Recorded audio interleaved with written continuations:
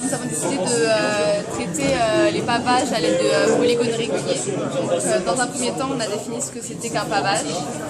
Dans un second, les polygones, en définissant la différence entre un polygone et un polygone régulier. Donc, le fait que ces arêtes sont de même longueur et que si on part du centre du polygone régulier, si on relie à chaque angle des arêtes, ça fait les mêmes angles. Et donc on a décidé de traiter par rapport au polygone régulier. Parce qu'on a eu une remarque non négligeable, c'est que si on ne met pas de contraintes, tout pavage sera réalisable, entre guillemets. Donc là par exemple, si on ne donne pas de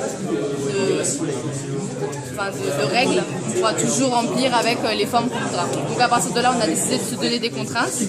Donc de la surface à paver, donc on a décidé de paver un plan. Des propriétés des polygones, donc on a décidé de traiter par rapport aux polygones qui étaient réguliers et de savoir si on prendrait ou pas un nombre fini de tuiles, donc mélange ou non des polygones. Ouais, donc ensuite on a essayé donc, de paver le plan seulement avec des polygones réguliers et on s'est aperçu que ça marche donc que pour le triangle, le carré et l'hexagone. Et donc on a déduit la formule donc, suivante, n fois l'angle au sommet des polygones réguliers qui sont additionnés pour paver le plan.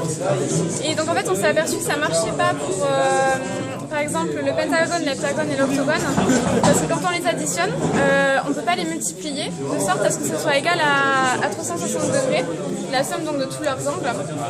Alors que pour le triangle par exemple ça marche, donc n est égal à 6. Et donc 6 fois 60 degrés, donc l'angle des triangles équilatéraux, ça fait 360 degrés. Et de même pour le carré, n égale à 4, et pour l'hexagone, n égale 3. Et ensuite, donc, on a vu que du coup, les polygones réguliers, on pouvait également, ceux qui ne pouvaient pas paver l'ensemble du plan, on pouvait les associer à d'autres polygones réguliers, comme par exemple l'octogone avec le carré, pour quand même essayer de paver le plan avec que des polygones réguliers. Ou encore des polygones réguliers qui arrivent à paver le plan tout seul, comme l'hexagone et le triangle. En les associant, donc on obtient quand même un pavage entier du plan. Ou également aussi l'hexagone, on peut le diviser en plusieurs triangles et ça donne quand même un hexagone, mais c'est aussi un pavage spécifique. Voilà.